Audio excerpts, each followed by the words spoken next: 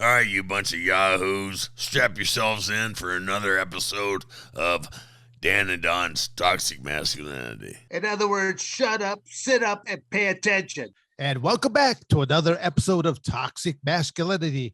Here I am with my cohort there, Don, the Predator Frye, and yours truly, Dan to be Severn. We're here to entertain, offend, defend almost anybody and everybody. But rest assured, we will try to infuse you with a great deal of masculine toxicity here. And if you get your, get yourself butt hurt, well, put your man panties back on, and because that's what you're in for the ride for. Today we have on a legend in the mixed martial arts arena, actually submission grappling arena, professional wrestling arena, and now making his mark in the movies. And we got Shannon, the Cannon Ritch. Also, I should say, the leading living competitor with the most cage bouts. Did I say it correctly?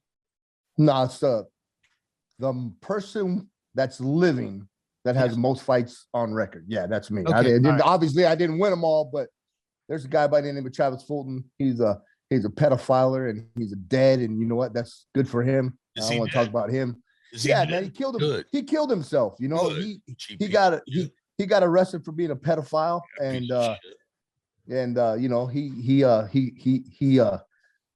went out the chicken shit way. Yeah, he took the easy way out and he hung himself. So good for him. He's dead, and that puts me at number one. Puts Mr. Dan Severn.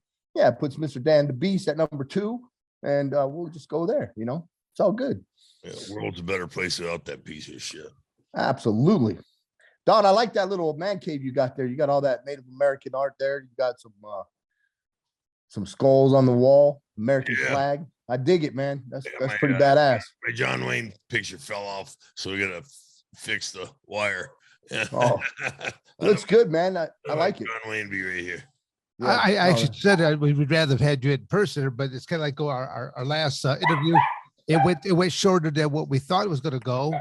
There was another person that we were hoping to get on. It's like going, well, now we're out here. Like, who else can we try to get a hold of? I said, well, let me try Shannon. I might better reach him, but maybe not.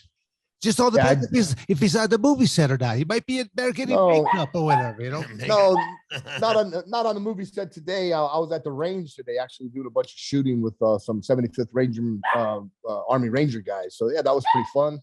Just got back from Cabo San Lucas. Me and the wife went out there for a little vacation, and what range? Hanging out, man. We go out to a little range out here. It's a BLM private range out here in the desert. It's near Cowtown, out by North Glendale. Yeah, up in the valley. Yeah. Does it have a name or is it a secret? No, it's just called a BLM range. It's out by Table Mesa. I mean, it's really no secret range. It's good times though. We're shooting ARs and pistols out there, 9mm and 40s. It's pretty fun. Well, let's take people back to a much younger Shannon. Well, before the pre-canon type of aspects right now. Born and raised, give the people more about your background. Where were you born and raised originally, Shannon? Born and raised in a little small town. Don knows where it is. You know where it is. Coolidge, Arizona. Go Bears.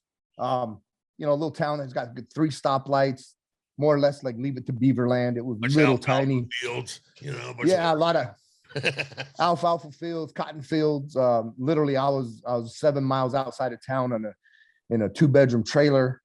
Dirt roads. Nearest neighbor was like a mile away. We boarded horses, had 22 horses, grew up on a farm, and that's where the cannon. At that time, I didn't know you were that cultured, Shannon. Shit, yeah, man. I've been holding out. Boarding horses, grew up on a little ranch, and at that time I was the BB gun. I didn't become the cannon until later. was the movie about the Red Ryder BB gun at that? Yeah, it's still out. Don't shoot your eye out.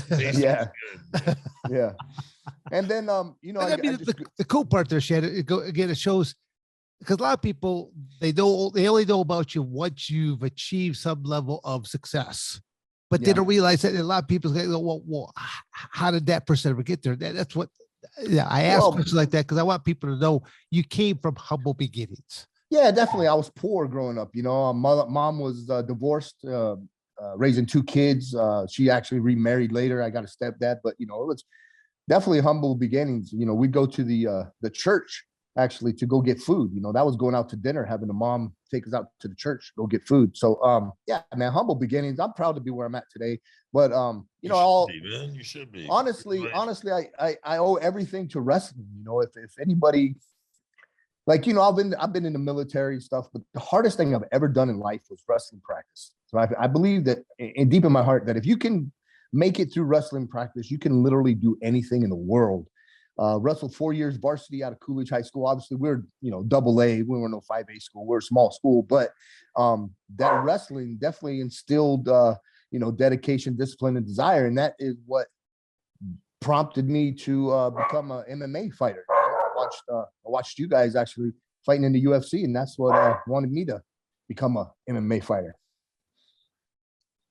Where did you get your first start? Go jumping into MMA. Where did you start to train it at? And where did you? Well, obviously I was a wrestler, and growing up in Coolidge, it's near Mexico, obviously, and I was going to school up in Tempe, and I saw these kids actually getting black eyes, and I asked them, "Hey, where did you get that black eye? Were you a bar fight, this and that?" They said, "No, we were going out to Mexico. We're fighting." I was like, "What do you mean you're fighting?" He said, "Yeah, we're getting paid to go down and fight at Plaza de Toros.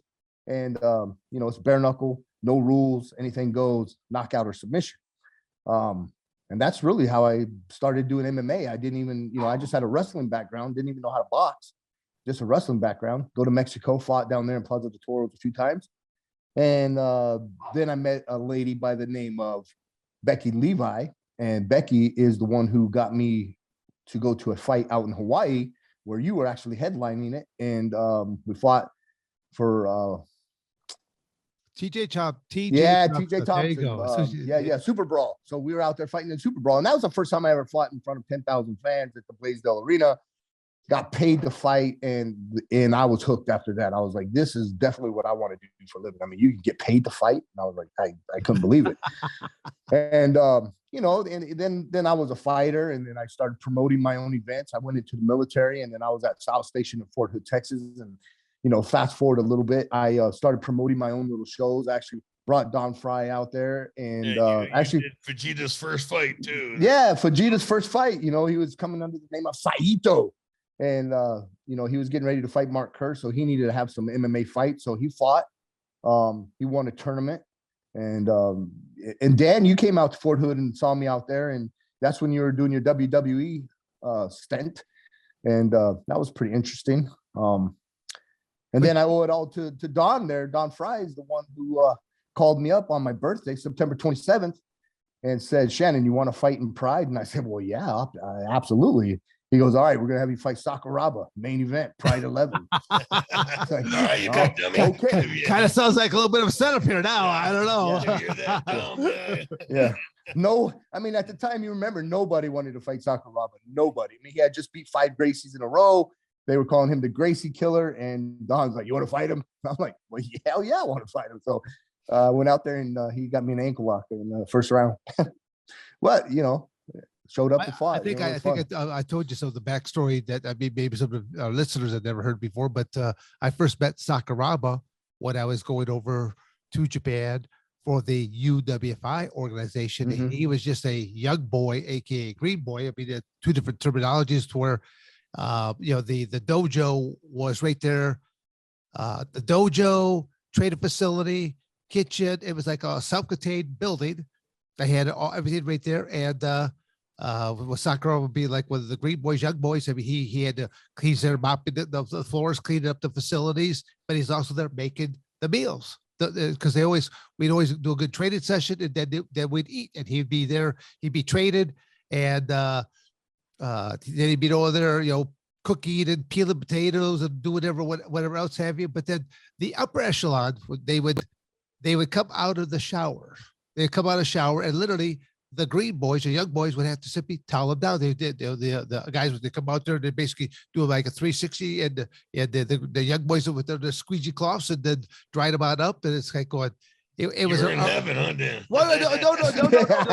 That was with the Japanese organization right there. It's kind of going, I'm not going to be squeegee down like this right now. It's like, but it just, but the whole purpose of even saying this, each time I would go back to about every other month, I was going back to Japan, and each time I go back, there'd be like a new black eye on Sakuraba. There'd be a new cauliflower ear. There'd be something new because they just beat the living tar out of him, toughening him up in the process. And they want to know you're not going to quit. They they want to see how tough you can get. Yeah.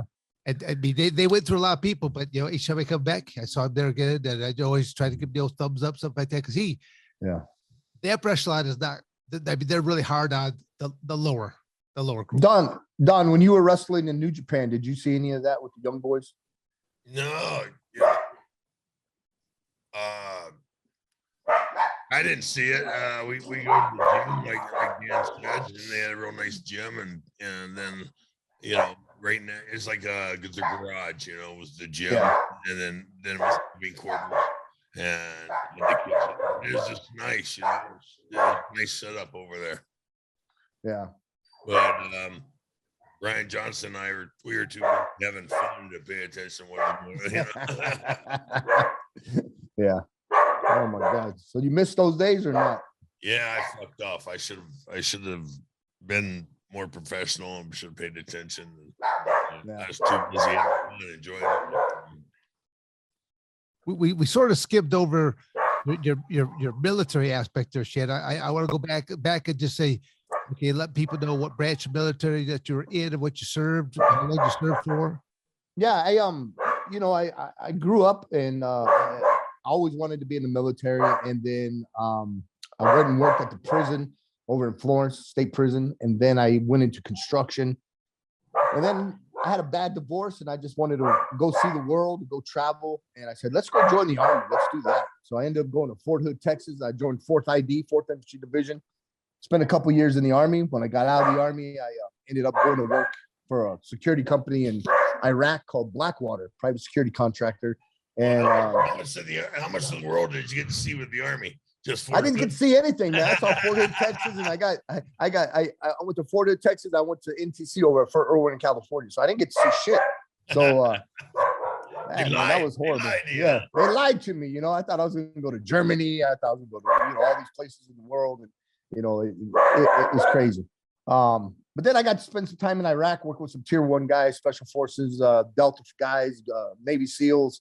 Got to work with a guy named Chris Peranto. Everybody knows him as Tonto. He was one of the survivors over in Benghazi. Him and I worked together in Iraq. Good, super good guy. Man, I met some lifelong friends that I'll never forget. Obviously, spending time in Iraq, that was a real eye opener for a guy who's coming from Coolidge, Arizona, with 3 stoplights to going over there and seeing a third world country. So that was pretty cool. Wait a second, it looked just like Eloy.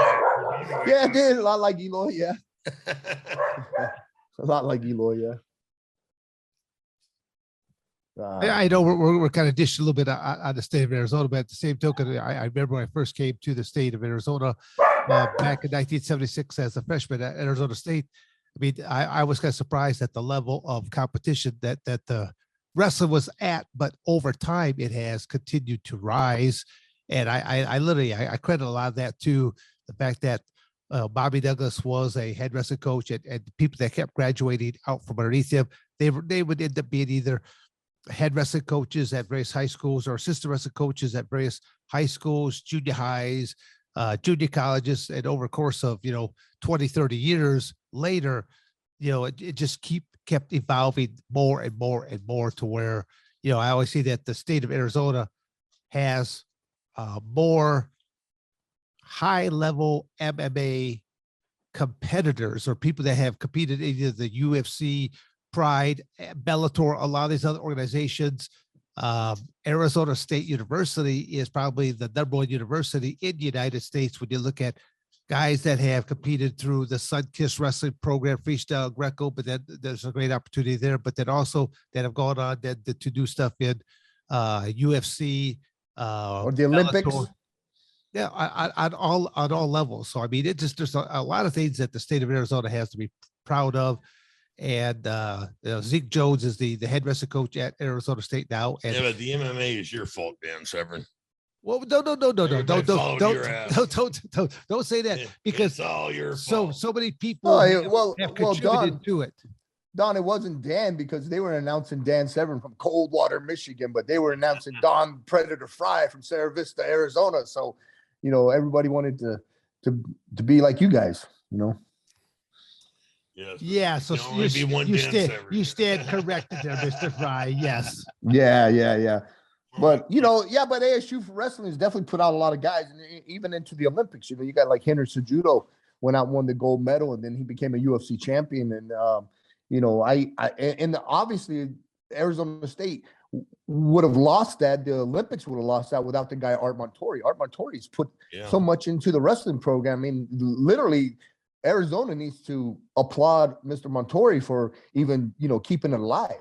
Oh, absolutely. Well, I always say that he's one of the big reasons why I came to Arizona State, because I wanted the best of both worlds. I did not want to just wrestle at college. I wanted to know that when my college season would end, now I'm going to start my spring and summer program being involved in either freestyle, Greco-Roman, so that the more times you get more matches, it seasons you that much more. Even though, right. each discipline, folk style, freestyle, Greco, they differ a little bit, but it's still taking people down and put them on their back, for getting the pinfall. So, I look at it as overall, there's general characteristics there to it, but I always credit Art for being one of the biggest influencer for me, because I want the best of both worlds.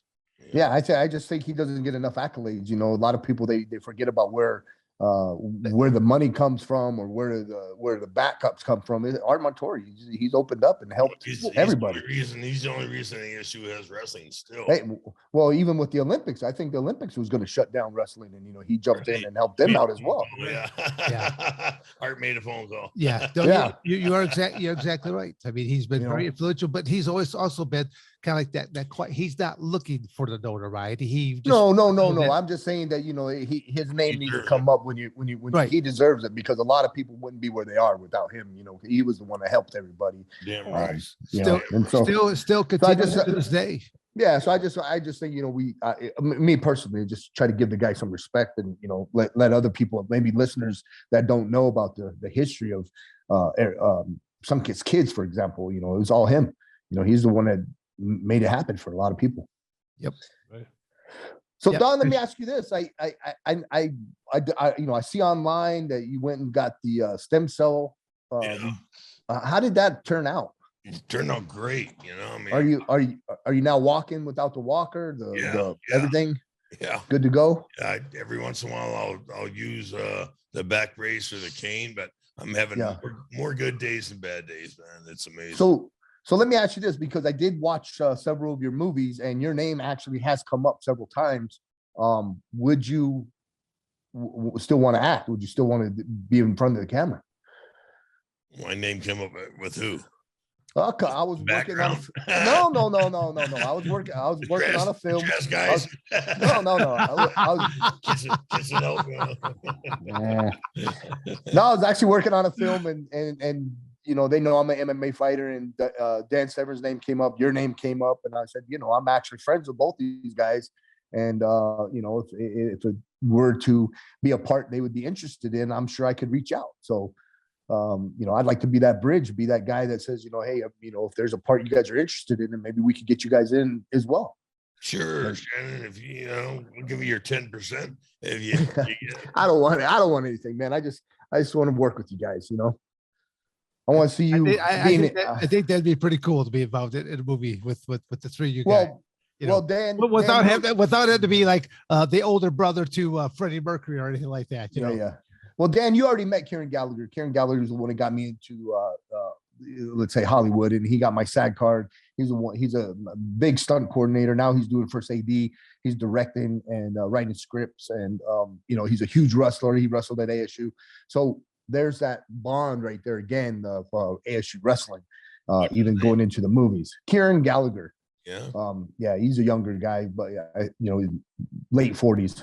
Actually, so I met him at your training facility. Right? You did. You met him. Yeah, you met him at my gym. Yeah. Stunt coordinator. He's been on big movies like Hangover 1, 2, and 3, and The Revenant, and he stunt doubled a lot of guys. But anyway, he's getting to a point now where he can make some decisions, and your guys' name did come up.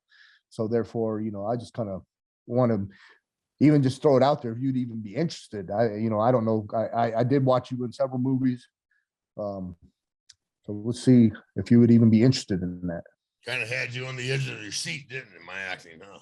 Well, it did, especially the Godzilla one. The Godzilla one got me good. You were, I guess, like a colonel or something in the Godzilla one. That was good. Oh, Tony, where's my Godzilla prop when I wanted to go with? Yeah. But my favorite one was where Donald, he was bald and he was trying to beat up that little actor. Rob Schneider. Yeah. Oh, Rob.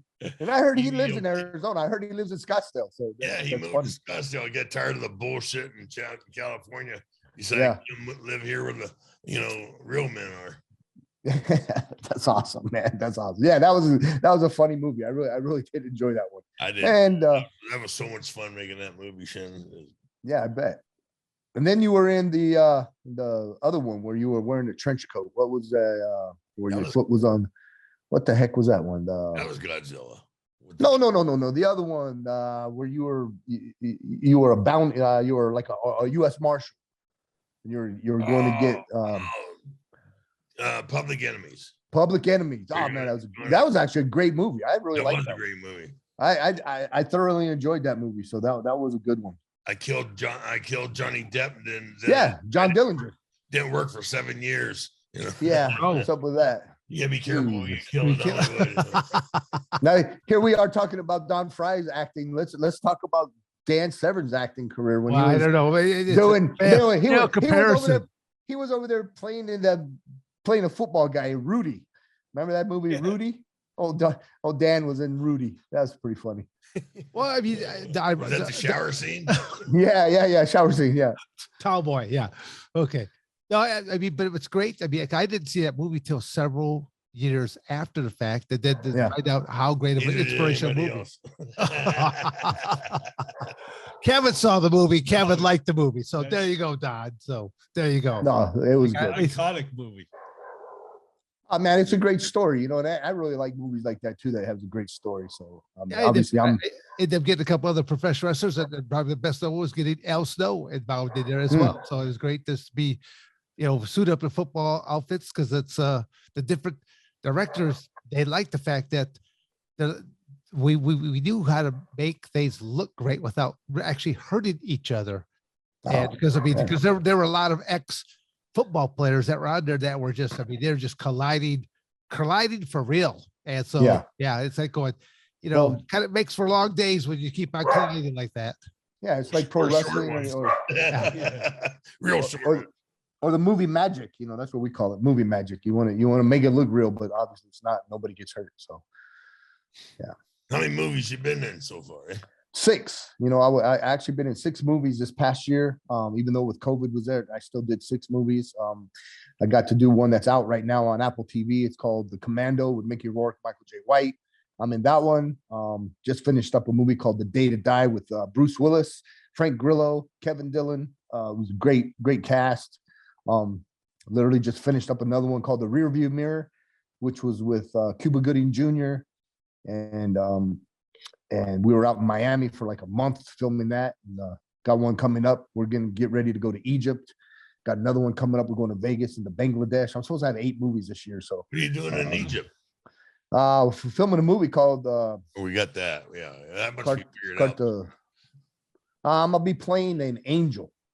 You are a fallen angel? A fallen angel, absolutely. Yeah, a demon angel. More like a contractor. I got a machine gun and I'm shooting up people, and something like that. That sounds like an interesting role. Yeah. It's a far fetch. Who else is in that movie besides you? Robert De Niro is supposed to be in it as well. Yeah. You got. I just part though, right? No. Oh. This last movie I just co-starred in. I had 36 pages of dialogue, man. I had to memorize. You know what it's like, man. You have to memorize all these freaking lines, man. That was definitely a test of my brain skills, and I didn't know if I had that in me, but I made it. I limped through it. Okay, would you not say though that your professional wrestling career also helped you a great deal as a precursor? 100%. Being in pro wrestling and MMA, you know, you always have to cut a promo. You're always getting interviewed. I mean, when you're obviously in front of the camera, you're not looking at the camera. You don't even see the camera. The camera's not even there. I mean, you have some people in front of the camera and they freak. They freeze, you know. But I mean, you've been around so many times that cutting a promo or something, it's just natural, you know. And that's what I think a good actor is. It's just being natural, letting people believe that you are that character. So where you're not really acting, you're just being that guy. So that's what to me makes a good actor. But yeah, 100%. You know, the pro wrestling, being an MMA fighter, I think that's definitely helped. Well, tell people, you know, about, you got the Shannon Academy, you got the Mohawk.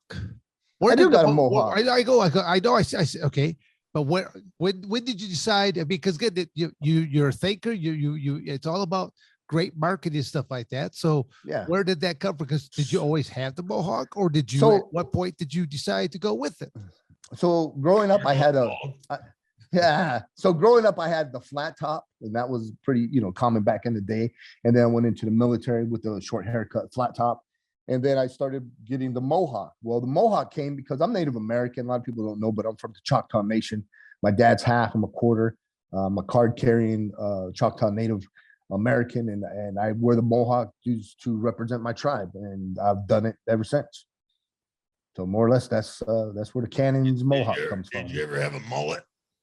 Never had a mullet, no. Oh man, I did. I Oh, no. look great in a mullet, man. I bet you did. I bet you did there, Don. I was rocking, baby. You passed me that toxic masculinity whiskey right there. No, I got to wash my mouth up. We're telling a fib here. Yeah. When did you guys grow the mustache? That's what I want to know. Because Don Frye and Dan Severn literally have the two biggest mustaches in MMA. No, sure. I have a manicured mustache. And then Don Frye has this. I don't even know if a bush hog can go through that there right now. Hey, I wouldn't got a Well, I mean, haircut you know, and a trim. Yeah, yes, it does look a little more civilized today. I mean, I can't seem to find a ham sandwich or nothing like that hanging up in there this time. Oh my goodness. Little, But no, I always just tell to say because I've had different people think that I was Don Frye. I'm like, oh no, that's like, oh, you're thinking of Don Frye. That's the real right. Yeah. That's Right. the real man in MMA. You know, Yeah. but You guys are I funny. mean, well, Don, answer the question. When did you grow your mustache? No, I was born with it, man. No, okay, Turn the baby over. That's Twins, man. that's the greatest answer ever. I was Yeah, but born That's with what was it. great about it. Okay. I ended up doing okay because I had several people just that hit me with that question. So I ended up taking one of my grandsons. And I asked my son, I said, can I just use your son? I need him for a prop right now. I just want to put a mustache onto him and put a mustache on. He's laying on his stomach and he does a great little, he looks up and looks right over to the camera right there, pops a picture. So I go, here's to answer all your folks' question right now. How long has Dad ever had a mustache? Here it is. I was born with it. the mustache. Yeah, yeah. Oh my goodness. So Don, do you still have the horses? And Partner, I only got one horse now. you only got one now? Yeah. Oh my goodness. Well, Ex-wife killed my stallion. no, hate to hear that. Yeah, he's the best horse God ever put on this planet, you know. But the one Cassie has now is as good a horse as him, almost. Yeah, right. Yeah. Well, I love horses, man. He loves her. He loves her, and he tolerates me just because He tolerates you. Yeah. He knows you're gonna feed him. That's Yeah, why. I feed him, and he's just like, Yeah. I walk up, and some bitch puts his ears back. I'm like, I feed you, you bastard. What are you? Yeah. Oh my goodness. Well, tell folks about some of your social media there. If people want to check out some of the different movies and Wait stuff a like second, that. wait, I want to know when you got into the Blackwater and how long you did that and all that. Yeah. Okay. So I got in from Please. 04 to 05, you know, I did it over there. Private security contract for Blackwater, private security contracting. I was a bodyguard for United States Ambassador John Negroponte. We had two details where one, you worked 24 on and then you had 24 off. So when I was on my 24 on, I would be a bodyguard working with the Negroponte detail. And on my 24 off, that's when I would run QRF and work with the guys doing quick reaction force. So more or less quick reaction force, they're like the SWAT. They're like the guys come in when another group is pinned down or there's a firefight and they need extra support, they call QRF. QRF comes in and, you know, we handle it. And I got to work with Chris Peranto, obviously, Ronald Chris Garland, call him Jindo. I worked with Mongo. I worked with some really high speed tier 1 special forces guys that really put me under their wing and taught me, because in the military, I was never special forces. I was just a regular guy.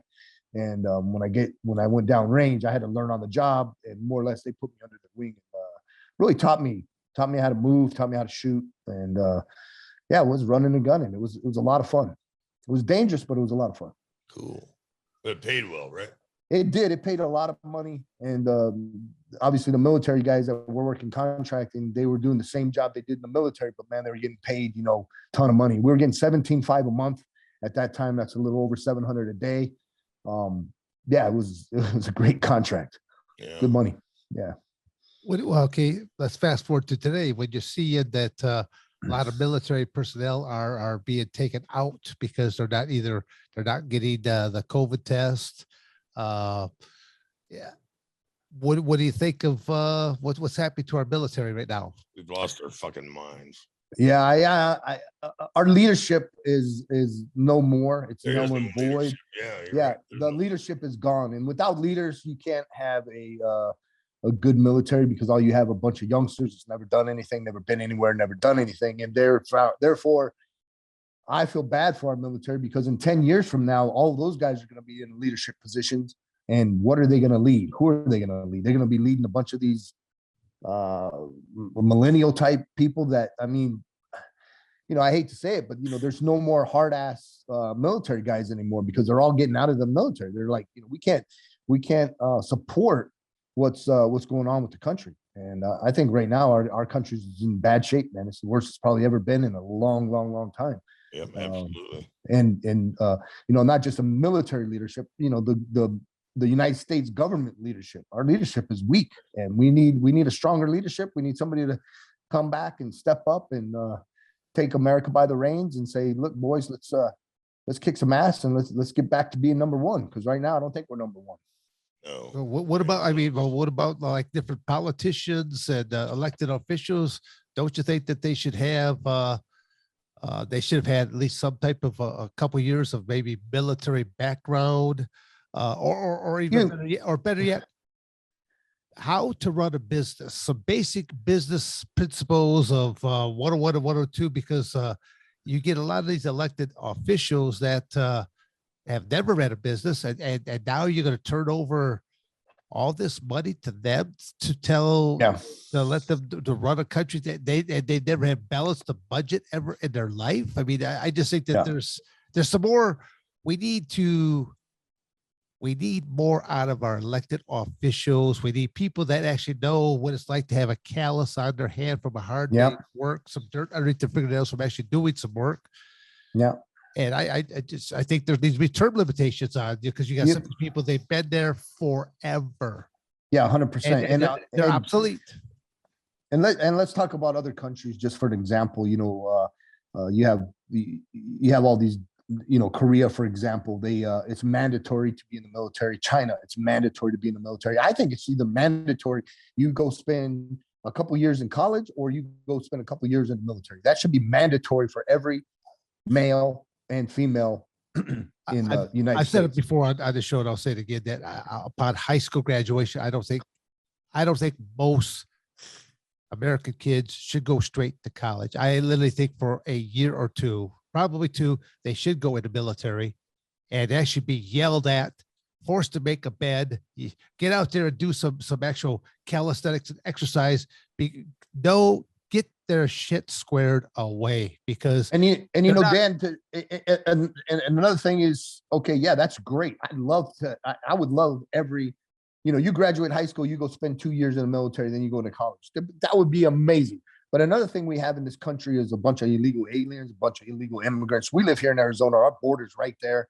Yeah. And I think we could curve and cure a lot of that by saying, look, guys, you want to become an American citizen, then you go do 4 years in the United States Army. You go do 4 years in the United States Army, we'll give you citizenship. Make them come in to be on our military. I think if they were given that opportunity, look, man, you get free housing, you get, You get free clothes, you get free food, and you get to learn a skill. You get to learn a job. You get to learn a trade. You know, that you don't always just go in and become just a soldier, but there's people that become doctors and lawyers and attorneys and all kinds of trades, air conditioning, all kinds of trades. I mean, you can be a pilot, you can be just the list goes on and on. There's so many jobs in the military that it's ridiculous.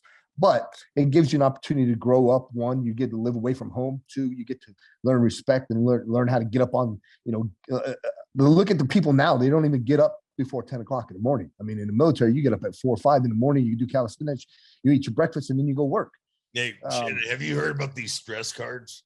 Yeah, it's ridiculous. He never heard of it. Yeah, so you get something relatively new, though, isn't it, Don? No. It's been out for a little while, but obviously, while. When I was there, when I was in, he wasn't there. But now, see what happens is you go into. You feel like you're too stressed because your calisthenics are too hard or something. You hold up a card. For real? Yeah. It gives you a timeout. More or less, it's a timeout. Your drill sergeant's yelling at you too much, and you pull out your little card and you say, "I need to take a timeout." Like a ref, like a yellow card. Yeah, like a yellow card. Right, I need a timeout. Yeah. So it's ridiculous. You get to step back from being yelled at. Okay. Shannon, do you support and or reject this? I reject the hell out of it. Again, I give you the platform because it's kind of like going, I already know how Don feels about things. I mean, he hates everything, including me over here most of the time. So it's kind of, no, I honestly think that we need some new we need leadership. We need leadership in our military. We need leadership in our country. Yeah, leadership all over the place. We had it for 4 years. It got robbed from us. Well, let's hopefully we can change that.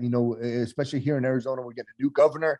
We got a new governor race right now. I'm a real big fan of Carrie Lake. I think she's going to do an amazing job. I think she's going to come strong, and I think Carrie Lake is going to be a great governor. And I just like her platform. I like what she's saying. Absolutely. Stand up for the Second Amendment. I'm a real big, firm believer in the Second Amendment. I believe every man, woman, and child should be able to bear arms and have a weapon. Everybody says, "Well, why do you need an AR-15? Why do you need an assault rifle? Why do you need that?" Well, look, the military has it, so we need to have it. Well, why is that? The reason it is because it was put into place from our forefathers who fought against the British. Protect us from the bad government. Because if the government is getting so strong that they can just take over your people, well, then they just kick our butts. But if we have the same kind of weapons they have, guess what? We could stand up for our rights. What makes America? What makes America no different than Canada or Germany or Russia for that? Look, there's the Second Amendment. Australia, for example, everybody gave up their Second Amendment, their gun rights. They gave their weapons away. And guess what? Their countries are overrun. They're being picked on. The government has total control. The government will never have total control over the Americans because we have the Second Amendment. And that's the only thing that's keeping us in a level playing field. But when the media keeps trying to use crime, all these criminals that have these weapons and they're robbing people at gunpoint. They're trying to use crime as a way for gun control. The fucking criminals are going to have it anyways. I mean, that's why they're called criminals. They're going to have the goddamn guns and they're going to use them. And we're going to be naked and shitting in the street, because we don't have a damn gun. I think that Don should be a poet here sometimes, the way that he uses such descriptive words here right now. That's lovely. But no, I get visionary jail. It's the truth, though. It's beautiful. No, I mean, I just saw everybody talk about January 6th, and there was this insurrection, Oh, and there was this. What happened? I just want to know what happened with BLM and Antifa during the last 2 years, and the riot burnings that they were doing, and not one person got arrested, not one person is in jail like these people here for January 6th. Okay, currently across the United States, smash and grab. Where people can just simply do it as long as it doesn't tally over $1,000 or whatever like that, then you're good to go. Yeah, I don't understand it, and that's again where our leadership needs to come up. I mean, I really like this guy, Sheriff Mark Lamb. I don't know if you guys know who he is. Look him up. But now you, I believe they're Shannon. So hey, Pinal County Sheriff Mark Lamb. This guy is, not really hardcore Democrat, Republican. He's a constitutionalist. He believes in the Constitution and he believes in the Second Amendment. And he also understands America and he believes in America. And he understands and promotes. Look, guys, you can't act crazy. You act crazy in my town or my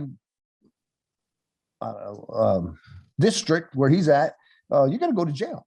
And so, you're not going to have that kind of nonsense in Pinal County. It's not going to happen. In his county. It's just like the old guy that they had in Maricopa for. Oh, yeah. Sheriff Joe. Yeah, Joe Arpaio. great. Joe Arpaio was great. And they, and then they got the votes to run him out because all the chicken shit little libs, didn't like that he had them living in tents and wearing pink underwear. Pink underwear, yeah. Or pink. I think the whole uniform was. Yeah. But and he had them in tents, and tent city. But here's the thing, where you had all of these military guys out in Afghanistan and Iraq living in tents.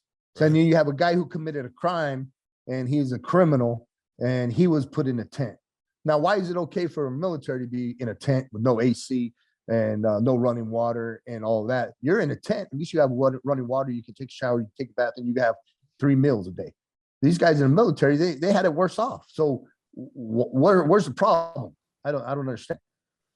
Because it hurts people's feelings. Oh yeah, they want to put up that stress card. They want to say, "Hey guys, leave me alone." I don't.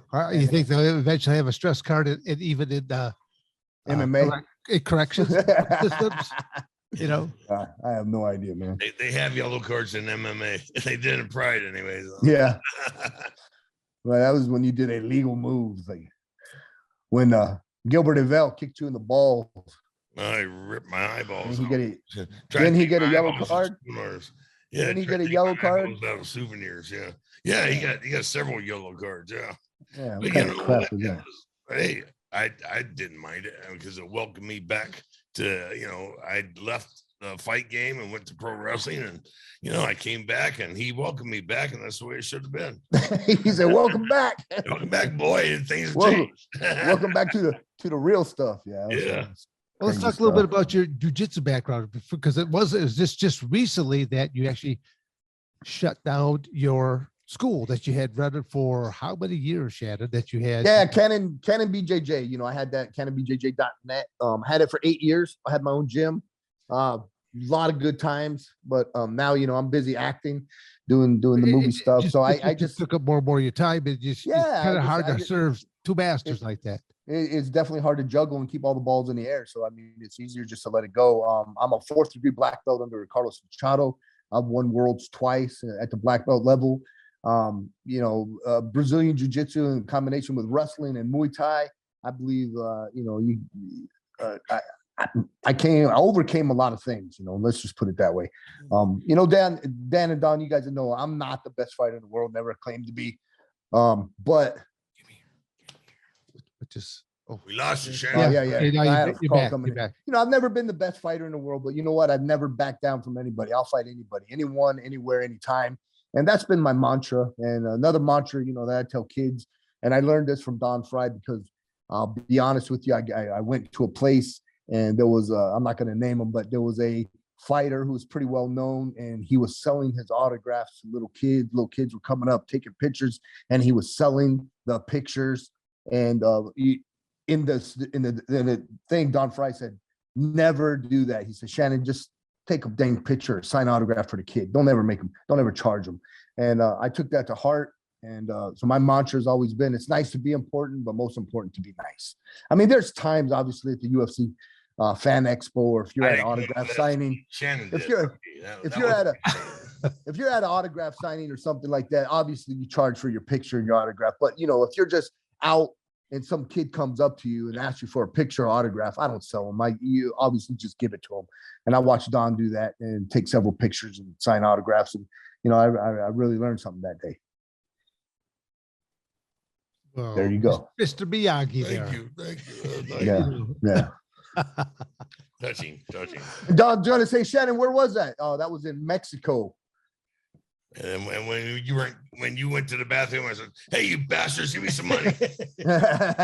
All of you. Hey, all of you. And don't tell this gringo when he comes back. No, there was a guy by the name of Victor Davia. He was putting on these MMA events out in Mexico, and Don came out there. We had a good time. We had a really good time. That was Monterrey, right? Monterrey, Mexico. Absolutely. That was great. Yeah, good times out there. Call him up. Tell him we want to go back. What's that? Call him up. Tell him we want to go back. You know what he's doing now is he's the Mexican Spanish commentator for the UFC. He's taken his role and actually becoming the Hispanic Joe Rogan. So that's that's his claim to fame now. That's great, man. Yeah. I hope it works for him because he had he put on some great events over there in Monterey. Yeah, man, he really put on some good shows. Yeah. So I'm trying to think. I've been on events with Dan, I've been in events with Don, but I don't think we've ever been on the same fight card. Like I fought a few times with Dan, and I fought with Don, but never have we all three fought on the same card. That's interesting. No, Dan got me my first world championship. I was a world heavyweight shoot fighting champion. Where was that? With just talking about him the other day. Kit Likens. Oh, with Kit Likens? Yeah. Oh, is that back in Battle Creek? Yeah, Battle Creek. Okay, Battle Creek. Yeah. Oh, wow. Kellogg Arena, Battle Creek. This is New Year's Eve, 95, 96, right? Yeah, I know that we've been trying to get in contact with Kit there to get some footage from that. Yeah. And Wow. Nobody even knows I was the world heavyweight champion then because UFC didn't announce it when they let me fight for them. They didn't air. That never was aired either, was it? No. Did they even pay you? Did you get paid on that one? No. That's a Dan Severn special. Yeah. Wait a sec. That wasn't my promotion. No. I just helped get your foot in the door. You got me several fights across the nation. I never got a penny for any of them. He's Pete. I'm about to call these people here. Yeah. Don, don't feel bad. Don't feel bad, Don. I got sent over to Russia with Phyllis Lee and nice traveling companion, huh? No. I got my show money, but I didn't get my win money. And I actually won an 8-man bare knuckle tournament in Russia and supposed to get 15,000 to show, 15,000 to win. I got my show money, but I never got the win money. Wow. And then Phyllis was calling me, "Hey, where's my percentage?" I'm like, "Well, where's my win money? I'll give you a percentage. You give me my win money." Yeah. Wow. Pretty crazy. Probably had it in her bra. Yeah. Who knows? Who knows? That was some good times though. Definitely been some characters that have come in and out of our lives through over time. It's some strange ones, yeah. Yeah, absolutely. But I'm just thinking about what you said, Dan, is Arizona is definitely a mecca for MMA, and ASU has been a big part of that. I mean, look at, and even and not even just say ASU, but wrestling.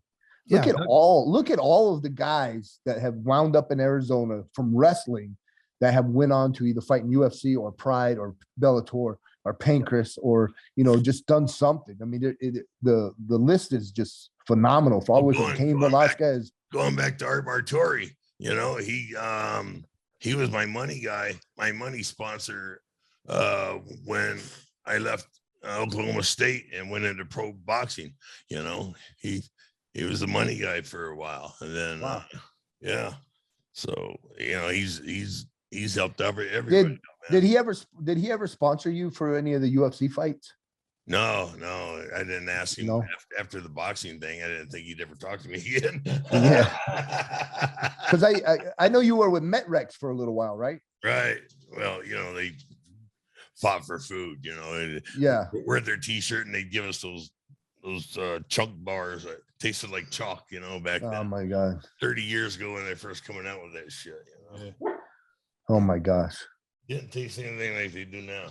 Oh, like what you're saying before there, Shannon. Again, the state of Arizona's got a lot of things to be proud of, but it does all stem from that Sunkiss program that Martori put together. And like I said, he's kind of like a silent hero because he never was looking for any kind of accolades. He just wanted to help. He wanted to help Arizona State wrestling, and that was a great way of doing it. But I still look at that.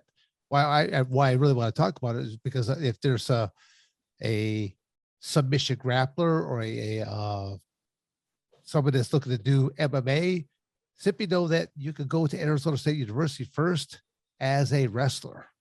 And just as you said, I mean, Don's going to say the same thing. I'll say the same thing just because we all have that amateur wrestling background. It's the foundation that has helped us, that of wrestling, that helped and led us to do all the other things that we did do and endure. And we all know that wrestling was probably the hardest thing that we ever did do, of making those weight classes, just doing those workouts. 100% wrestling was the hardest thing I've ever done. And I've done boot camp. I've done correction officers training academy. I've done police academies. I've trained with special forces guys. Look, wrestling practice literally was the hardest thing I've ever done. Hands down, hardest thing I've ever done. When the season would start, we would practice back at Macho Hill McCoy High School. We practiced 7 days a week. Even when the competitions began, we look forward to days that we actually had a dual meet or we had a tournament, because that was our day off. Yeah. You didn't have to work out that day. But I always tell people, I go, no, you did, because think about how many Christmases meals, how many Thanksgiving meals. I missed all of them. Break. All of them. Yeah, there was no spring break. Never got any of that. You had to miss these meals because you always had to be aware of your weight class. Yes. Always cutting weight. And then what about the 2-a-days? You know, a lot of times you had 2-a-day practices. You practice in the morning, then you practice after school. In the preseason for Arizona State, it was 3-a-days.